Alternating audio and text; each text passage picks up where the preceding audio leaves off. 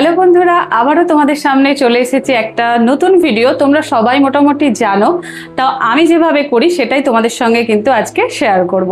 তো কি বলো তো, কলকাতায় বেশ ভালোই বৃষ্টি হচ্ছে, তো ভাবলাম চলো ঘরের মধ্যে যেই উপকরণগুলো আছে তো সেইগুলো দিয়ে চট জলদি একদম গোবিন্দভোগের খিচুড়ি নিরামিষ পদে বানিয়ে নিই। তো চলো কি কি নিয়েছি সেটা একটুখানি তোমাদেরকে দেখিয়ে দিই। উপকরণগুলো কি কি নিয়েছি একটু দেখিয়ে দিই। এখানে আছে দুটো তেজপাতা, শুকনো লঙ্কা, আর আছে গোবিন্দভোগ চাল 250 মতো, আর নিয়েছি এখানে আমি মুগ ডাল মতো 150 মতো। আর বাড়িতে মোটামুটি এখন বর্ষার টাইম, বুঝতেই পারছো জিনিসপত্র এত দাম বেড়েছে, তো ভাবলাম কিছু নেই, তো ফ্রিজটা খুলে জাস্ট দেখলাম ফুলকপি, টমেটো আর আলু তো আমাদের সবারই ঘরেই থাকে। আর এখানে নিয়েছি একটুখানি আদা আর কাঁচা লঙ্কা, ঝালটা কিন্তু তোমাদের মতো করে দেবে। তো চলো এখন রান্নাটা স্টার্ট করা যাক। তো প্রথমে আমি গ্যাসটাকে অন করে নিলাম। আমি পরিমাণ মতো তেল দিয়ে আলু আর ফুলকপিটাকে ভালো করে ভেজে নেব। তেলটা গরম হয়ে গেছে, এখন আমি পরিমাণ মতো হলুদ দিয়ে দিলাম। কেটে রাখা ফুলকপি আর আলুগুলোকে এখন ভেজে নেব।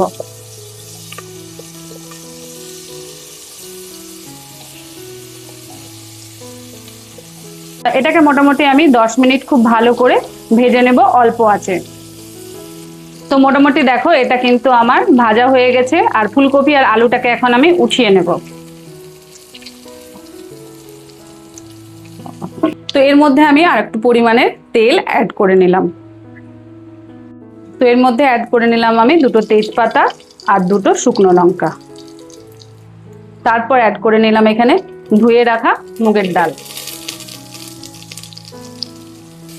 তো মোটামুটি এটাকে আমি 5 মিনিট ভালো করে ভেজে নেব।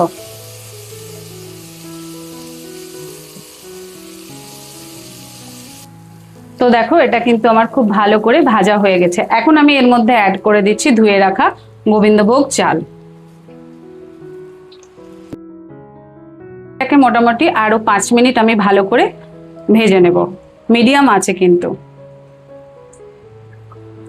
এর মধ্যে অ্যাড করলাম আমি ধনে গুঁড়ো, এরপর অ্যাড করলাম জিরে গুঁড়ো, অ্যাড করলাম কাশ্মীরি লঙ্কা গুঁড়ো, তার পরিমাণ মতো কাশ্মীরি লঙ্কা গুঁড়ো অ্যাড করেছি, আর দিয়ে দিলাম পরিমাণ মতো হলুদ গুঁড়ো।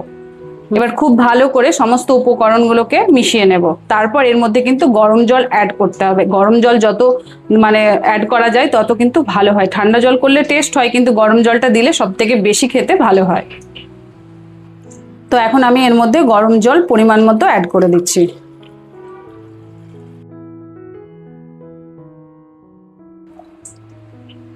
তো এখন দেখো খুব ভালো করে আমি কিন্তু এটাকে মিশিয়ে নিচ্ছি, আর এর মধ্যে আমি ভেজে রাখা আলু যে আছে সেটাকে অ্যাড করে দিচ্ছি, তার কারণ ফুলকপি সিদ্ধ হতে কিন্তু বেশি সময় লাগে না। তো চলো আলুগুলো দিয়ে দিই। আবারও একবার আমি এখানে ভালো করে মিশিয়ে নিলাম, তারপর মোটামুটি ঢাকা দিয়ে রেখে দেবো 10 মিনিট। তো ঢাকাটা খুললাম, এই যে এখন খুব ভালো করে আবারও মিশিয়ে নিচ্ছি, আর এর মধ্যে আমি যেই জিনিসটা এখন অ্যাড করব সেটা তোমাদেরকে দেখাচ্ছি। এর মধ্যে আমি অ্যাড করছি আদা আর কাঁচা লঙ্কার পেস্ট, আর অ্যাড করছি এখানে একটা টমেটো। আবারও আমি কিন্তু এটাকে কম আঁচে ঢেকে রেখে দিলাম।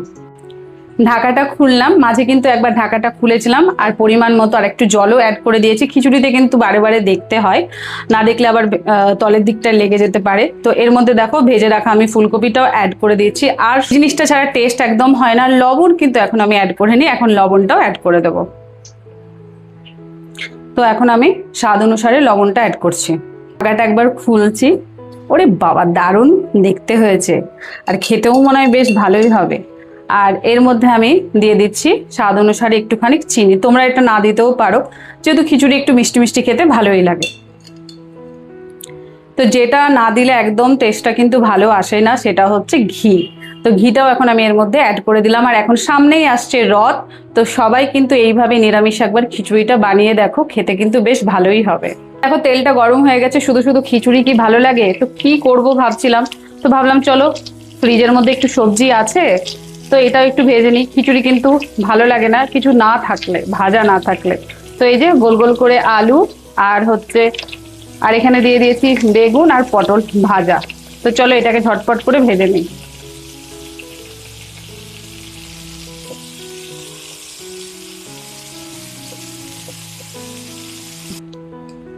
রথযাত্রার দিন কিন্তু অবশ্যই এইভাবে একদম শর্টকাটে এরকম খিচুড়ি কিন্তু অবশ্যই বানাবে। এরপর আমি দিচ্ছি বেগুন ভাজা, দিচ্ছি পটল ভাজা, আর দিচ্ছি আলু ভাজা। একটু পাঁপড় ভাজা হলে বেশ জমে যেত, ঠিক আছে অন্য একটা দিন পাঁপড় ভাজা দিয়ে তোমাদের সঙ্গে খিচুড়িটা অবশ্যই বানিয়ে দেখাবো। তো এই যে প্লেট একদম সাজিয়ে নিয়ে চলে এসেছি। বর্ষার দিনে এই রকম খিচুড়ি সঙ্গে আলু ভাজা, পটল ভাজা আর বেগুন ভাজা যদি থাকে, সঙ্গে পাঁপড় ভাজাটা একটু মিক্স করছি। যাই হোক, ঘরে যেই উপকরণগুলো ছিল সেগুলো দিয়েই নিরামিষ আমি খিচুড়ি বানিয়ে নিয়েছি। তো জাস্ট তোমাদেরকে খেয়ে একটুখানি বলছি, দারুণ হয়েছে বন্ধুরা। অবশ্যই তোমরা এই রেসিপিটা বানাবে আর আমাকে অবশ্যই কমেন্ট বক্সে সুন্দর সুন্দর কমেন্ট লিখবে, আর তোমরা কি রেসিপি জানতে চাইছো সেটাও লিখবে। আর আমার একটা ফেসবুক পেজ আছে ধানি লঙ্কা অফিসিয়াল, সেখানেও একটুখানি সাপোর্ট করে দিও। তো চলো আজকের জন্য বিদায় নিচ্ছি, নেক্সট একটা ভিডিও নিয়ে খুব তাড়াতাড়ি তোমাদের কাছে আসছি। Tata, bye bye.